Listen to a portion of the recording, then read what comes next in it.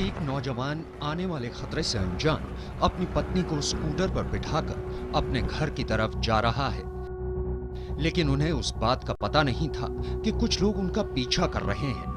और फिर कुछ दूर जाने पर उनका पीछा कर रहे बदमाश एक सुनसान जगह पर उसके स्कूटर को रोककर उन दोनों पर हमला कर देते हैं। वो लड़के को बुरी तरह से पीटना शुरू कर देते हैं।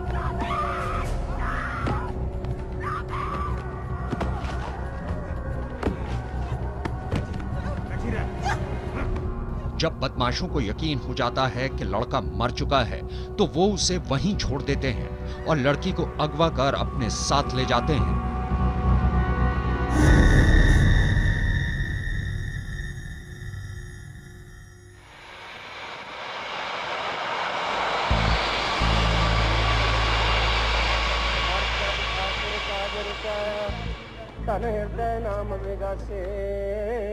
ये लड़की और ये नौजवान एक दूसरे के प्यार में इतना डूब चुके थे कि लड़की 7 समंदर पार कनाडा से मिट्ठू के साथ हमेशा के लिए एक हो जाने की हसरत लिए हिंदुस्तान आ गई। इतना ही नहीं, दोनों ने गांव के गुरुद्वारे में शादी भी कर ली। फिर लड़की ने कहा कि वो जल्द ही उसे कनाडा बुला लेगी और फिर वो वापस कनाडा चली जाती है।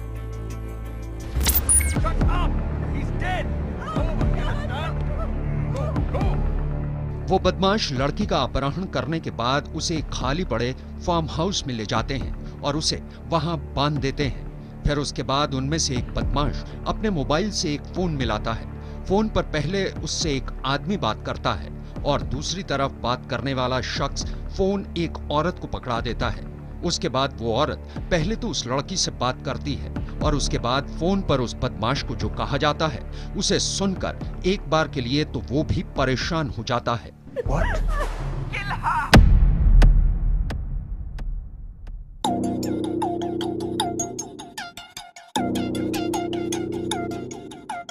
दरअसल जैसे ही पंजाब पुलिस को यह पता चलता है कि कनाडा से आई एक लड़की को अगवा कर लिया गया है, तो चारों तरफ हड़कंप मच जाता है। पुलिस जस्सी की तलाश में जुट जाती है और उसके पति से मिलने के लिए अस्पताल भी जाती है, लेकिन वो भी उन बदमाशों के बारे में पुलिस को कुछ ज्यादा नहीं बता पाता।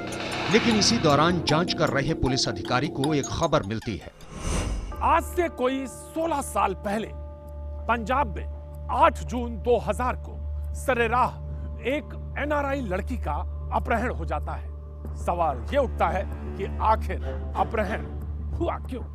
क्या किडनैपिंग के बाद कोई रकम के लिए कॉल आती है या फिर इस किडनैपिंग के पीछे कहीं कोई बहुत गहरी साजिश थी?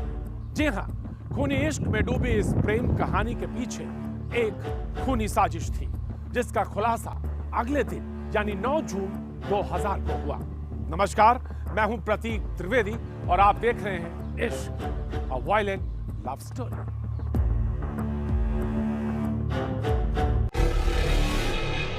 पंजाब पुलिस को खबर मिलती है कि संगरूर नहर के पास एक लड़की की लाश पड़ी है।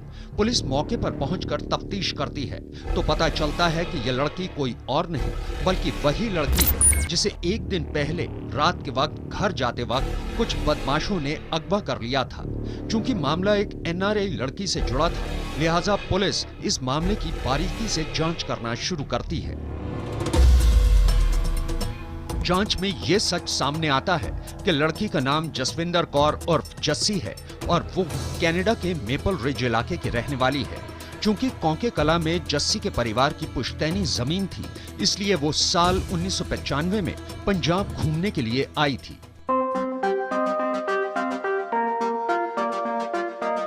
इसी दौरान जस्सी की मुलाकात गांव के एक नौजवान सुखविंदर सिंह उर्फ मिट्ठू से हुई। सुखविंदर ऑटो रिक्शा चलाता था, लेकिन एक अमीर घराने से ताल्लुक रखने वाली जस्सी को मिट्ठू पसंद आ जाता है।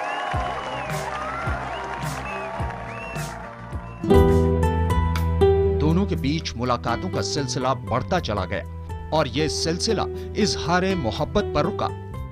दोनों ने एक दूसरे को देखा और ये लव एट फर्स्ट साइट था, जो हम किताबों में पढ़ते हैं, जो कहानियों में पढ़ते हैं। ये ऐसा प्यार था उन दोनों में। कुछ दिन पंजाब में रहने के बाद जस्सी वापस चली जाती है, लेकिन अगले 4 साल तक दोनों के बीच फोन पर बातचीत होती रहती है। When can we introduce your daughter to my son? लेकिन तभी एक दिन जस्सी को कनाडा में पता चलता है कि उसकी मां मिल्कीत कौर सिद्धू और मामा सुरजीत सिंह ने उसकी शादी अपने एक बिजनेस पार्टनर के साथ तय कर दी है। यह सुनते ही जस्सी परेशान हो जाती है, क्योंकि घर वालों ने उसकी शादी जिस शख्स के साथ तय की थी वो उससे उम्र में दुगना था। जस्सी को मालूम था कि वो अपने घर वालों की मर्जी के खिलाफ कुछ नहीं कर पाएगी, लिहाजा वो एक फैसला करती है। जस्सी मार्च 1999 में कनाडा से भागकर एक बार फिर हिंदुस्तान आ जाती है और सुखविंदर को सब कुछ बता देती है। इसके बाद दोनों शादी का फैसला करते हैं और 15 मार्च 1999 को वो शादी भी कर लेते हैं। इन लोगों ने बाबा बकाला में जाके सीक्रेटली शादी कर ली और किसी को पता भी नहीं चला कि इन्होंने शादी कर ली। जस्सी ने अपने घर में बताया मैं लुधियाना शॉपिंग करने जा रही हूँ। शादी करके जस्सी बाहर चली गई। जस्सी और मिट्ठू ने सही फैसला लिया था, लेकिन उन्हें नहीं मालूम था कि उनके इस फैसले ने उनकी इश्क की कहानी में एक खूनी साजिश की बुनियाद रख दी है। वक्त के साथ जस्सी वापस कनाडा चली जाती है। समय और गुजरता है। जस्सी की मां को हकीकत का पता चल जाता है। उन्होंने उससे कहा कि वो मिट्ठू से तलाक ले ले, लेकिन जस्सी ने इनकार कर दिया और बस यही से खूनी साजिश की बुनियाद रखी गई।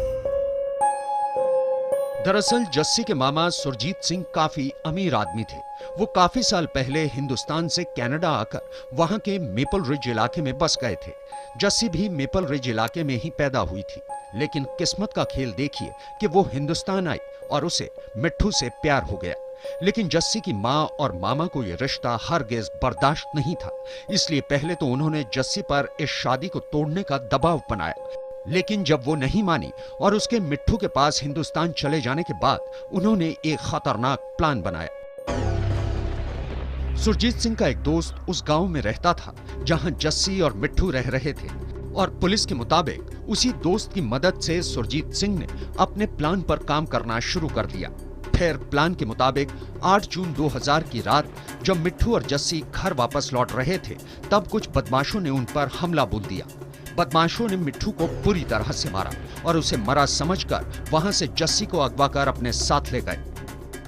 मिट्ठू को उन्होंने सिर पाड़ दिया, उसका हाथ काट दिया, उसके जहाँ पे उसकी मैरिज की रिंग थी वो उतार ली, वो उंगली भी काट दी, उसके काफी करे, उसको मरा हुआ खेतों में फेंक दिया उन्होंने और जस्सी को वो उठा के वहां पे एक हवेली में ले गए। उस सुनसान फार्म हाउस में पहुंचने के बाद एक बदमाश ने जस्सी के मामा को फोन कर यह बताया कि जस्सी उनके कब्जे में है। फिर जस्सी की बात उसकी मां से कराई। इसके बाद जस्सी की मां ने ही बदमाश से फोन पर कहा था कि वो जस्सी को खत्म कर दे। जस्सी नहीं मानी। उसने बोला कि आप मिट्ठू को मार सकते हो, मुझे मार सकते हो, पर आप हमारे प्यार को नहीं मार सकते। तो जस्सी की मां ने उनको बोला कॉन्ट्रैक्ट किलर्स को कि आप इसको भी मार दो। वो कहते इसको मारने के तो आपने हमें पैसे नहीं दिए। तो कहते ठीक है, जवान लड़की आपके पास है, आपने उसके साथ जो करना है वो करो। इससे बड़ी बात एक माँ अपनी बेटी के लिए नहीं कह सकती, इससे गिरी हुई बात नहीं कह सकती। ये सब ऑन द रिकॉर्ड है, ये पुलिस में है, ये सुप्रीम कोर्ट तक में इसको बात को माना गया है। झूठी शान शौकत के चलते एक मां ने अपनी बेटी का कत्ल करवा दिया और वो जब इसकी सक्सेस पार्टी मना रहे थे, उसी वक्त उन्हें पता चला कि मिट्ठू अभी जिंदा है। वो सब के सब परेशान हो उठे। लेकिन अस्पताल से वापस आने के बाद मिट्ठू का बस सिर्फ एक ही मकसद था और वो ये मकसद था कि किसी तरह जस्सी के हत्यारों को सलाखों के पीछे पहुंचाया जाए। तो क्या मिट्ठू अपने इस मकसद में सफल हो पाया? इसके लिए आपको करना होगा थोड़ा सा इंतजार, क्योंकि ये राज है ब्रेक के उस पार।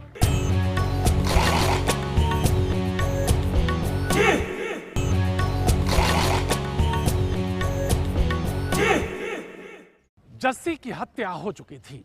जस्सी की मौत के बाद मिट्ठू पूरी तरह से टूट चुका था। पंजाब पुलिस की तफ्तीश अपनी रफ्तार से चल रही थी। हालांकि उसने इस मामले में 11 लोगों को गिरफ्तार जरूर किया था, लेकिन उसका मानना था कि इस पूरे मामले का मास्टरमाइंड यहां से हजारों किलोमीटर दूर कनाडा में बैठा हुआ है। लेकिन इस बीच 4 साल गुजर चुके थे और सुखविंदर उर्फ मिट्ठू की जिंदगी में तभी एक नया ट्विस्ट आया। मिट्ठू 4 साल से अकेला अपनी पत्नी के हत्यारों को सजा दिलवाने के लिए कानूनी लड़ाई लड़ रहा था। लेकिन तभी उसकी जिंदगी में भूचाल आ गया। उसके गांव की एक नाबालिग लड़की ने उस पर रेप का इल्जाम लगा दिया। रेप का इल्जाम लगते ही कानून ने भी मिट्ठू को गिरफ्तार कर जेल भेज दिया। मीनवाइल इन लोगों ने मिट्ठू को बदनाम करने के लिए उसके ऊपर एक जाली रेप का केस भी दर्ज करवा दिया।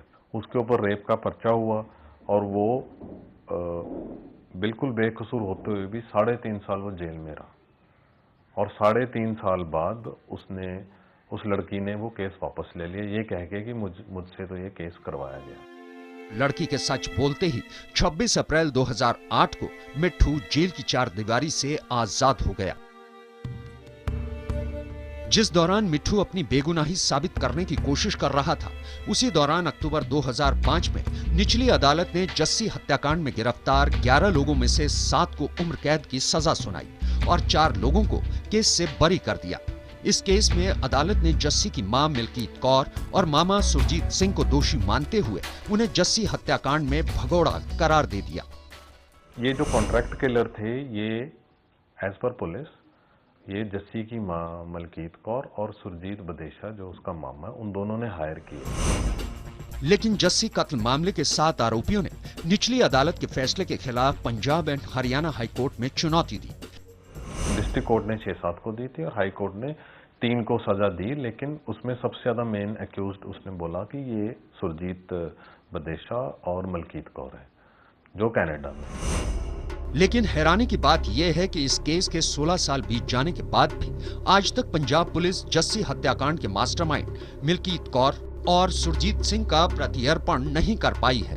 हालांकि 6 जनवरी 2012 को कनाडा पुलिस ने जस्सी हत्याकांड में अपनी तफ्तीश करते हुए जस्सी की मां मिल्कीत कौर और मामा सुरजीत सिंह को गिरफ्तार किया, लेकिन कनाडा की एक अदालत ने उन्हें भारत भेजने से इनकार कर दिया।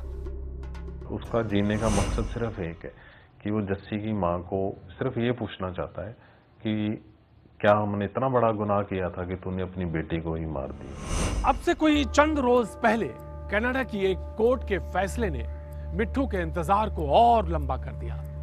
अदालत के फैसले के मुताबिक अब मिल्कीत कौर और सुरजीत सिंह को भारत नहीं भेजा जाएगा। हालांकि 16 साल इस केस में बीत चुके हैं, लेकिन ना तो मिट्ठू का हौसला कहीं टूटा है और ना ही जज्बा कहीं चकनाचूर हुआ है, क्योंकि जब तक जस्सी के असली गुनाहगार नहीं होंगे सलाखों के पीछे, जस्सी को नहीं मिलेगा इंसाफ। आज हमारी इस खास पेशकश में सिर्फ इतना ही। अगले हफ्ते आपसे फिर होगी मुलाकात एक नए केस के साथ।